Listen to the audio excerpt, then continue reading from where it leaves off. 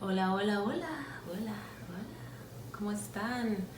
Hi, I am Kay Dee, and this is my Life Together with Kay Dee video blog. Thank you and welcome, welcome, welcome. I'm so excited for you joining me. So for today's chat, we are going to talk about toxic people.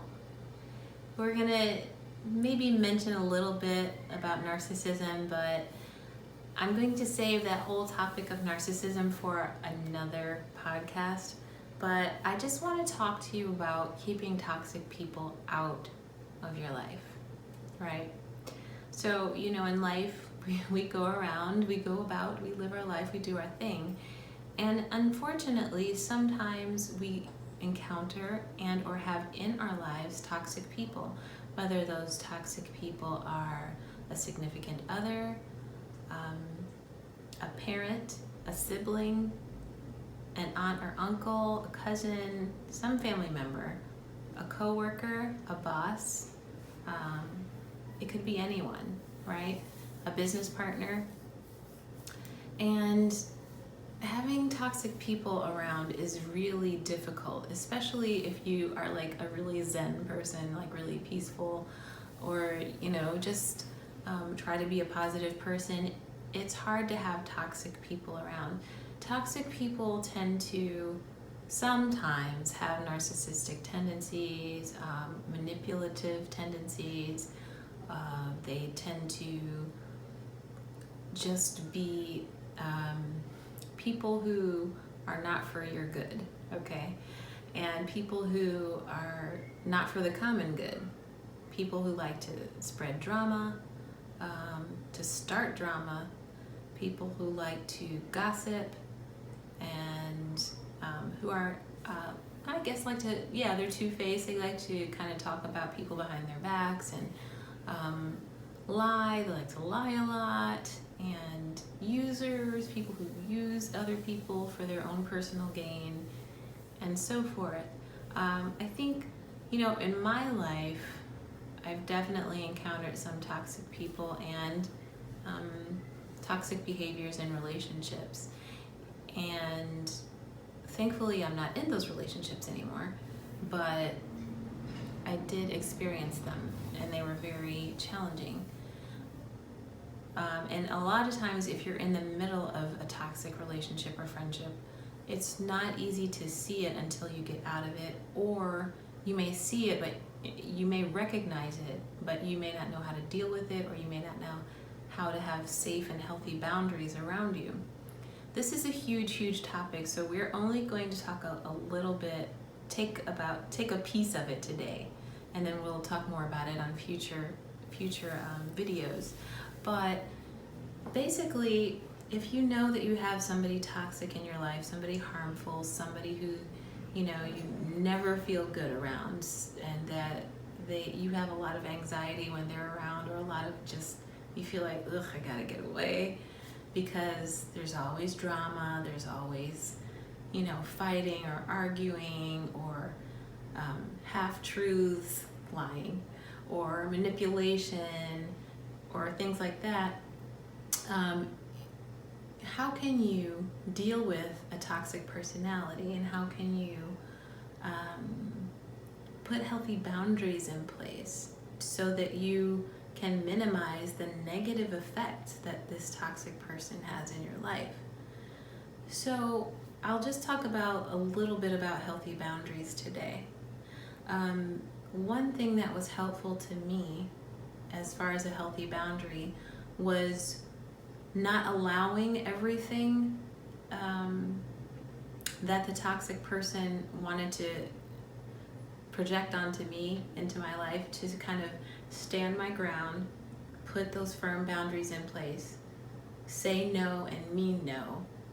Or if I noticed the person was trying to twist things around, I would stick to the point, repeat the point, repeat the point, repeat the point, and the toxic person would eventually get frustrated.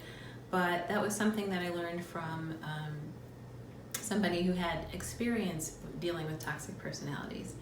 So one thing you can do is when you see that the conversation is going there or going to a negative or toxic place, you can opt not to continue with the conversation. You can say, hey, you know what, I feel really uncomfortable with where this conversation is going, so let's just take a break and revisit later. And if the person's like, no, I want to talk about it now, you don't have to. Don't let yourself, it's hard, right? But don't let yourself lower your standards or lower your behavior to where they are, or become so emotionally charged that you are right back at it with them. No. What you do, take time to breathe and say, you know what, no, I will not continue this conversation. I'm not comfortable with where it's going. I'm not comfortable with the tone of voice. I'm not comfortable with whatever the thing is. I'm not comfortable with such and such. So I feel that we should continue this at a later date. Excuse the background noise. At a later date, so that we can both calm down. So that's one thing you can do. Just excuse yourself from the conversation.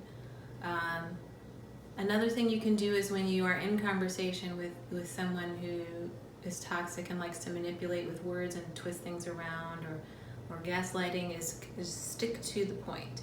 Stick to what you're saying. You notice that the person will try every angle. So sometimes they'll try to project blame onto you. They'll flip it around so so that they never have to take responsibility and everything is everyone else's fault. And they will try sympathy, feel sorry for me, or they'll try, well, I did such and such for you. All these are manipulation tactics. So what you do is you have to stick to the point, right? So say that, they're coming at you with these various different angles, and you have to say, no, such and such and so and so. No, this is where I'm standing. No, and you bring it right back to that point. Not every other point. Don't get distracted by all of the tactics that they're trying to throw at you, so that you get off topic, so that you get mad about something else, so that you guys end up arguing, so that it becomes about something else or about you. No, stick to the point at hand. Repeat the point. Be short and succinct with what you say, and and let that be that. So that person knows that you mean business, and they know that you're not allowing yourself to be manipulated. So let me see if I can think of an example. Let's see. Say that someone borrowed money from you and they didn't pay it back, and you want to talk to them about it. And instead of them sitting down saying, hey, I'm sorry, this is why, and just being upfront and honest with you, they get defensive, they start arguing, or they start saying, well, you know how I am, you shouldn't lend me money in the first place, or I have so much going on, and I can't pay you back right now because or why you always have to come at me with this? What about you? You da da da da da and da da da da da. And they'll just come at you, and then I'm just so sad because I just you know how it is, and I need. So they'll go from every angle, right? But you come back to it and say, with every way they come at you with these tactics of manipulation, you can say, okay, right, but I'm here to talk about the money that you owe me. I need that money back. I want to work out a plan. And then they come at you, well, you don't understand. I'm trying to understand, but I really want to stick to the point, and let's just talk about a plan so that you can pay me back. Well, the other week I had such and such and such, I'm really sorry about that, but what plan can we work out right now so that I can get this money back?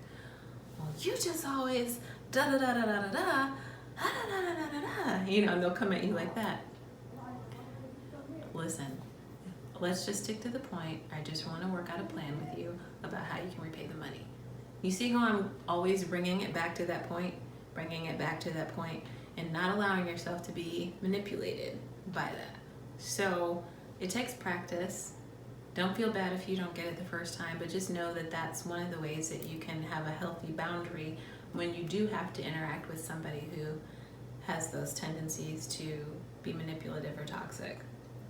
So having healthy boundaries. One book that I would highly, highly recommend is Boundaries by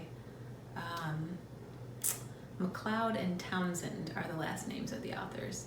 I'm blanking right now on their first names, but McLeod and Townsend are the authors of the book called Boundaries, and they have a Boundaries book series. It is there's one that's just called Boundaries. One is Boundaries, I think, in your marriage or with couples or something like that. The other, forgive me for misquoting. There's another one with boundaries with teenagers, I believe. Boundaries with different relationships that you have. But just get the basic book called Boundaries, and you can get it on Amazon or in your local bookstore. I'm sure they can order it. It's an older book by now, but it's so good. It's so good. So I hope this little bit has helped you to know how to have certain boundaries.